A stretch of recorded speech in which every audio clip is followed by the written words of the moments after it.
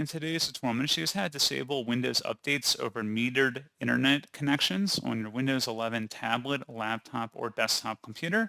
So this should hopefully be a pretty straightforward process here, guys. And without further ado, let's go ahead and jump straight into it.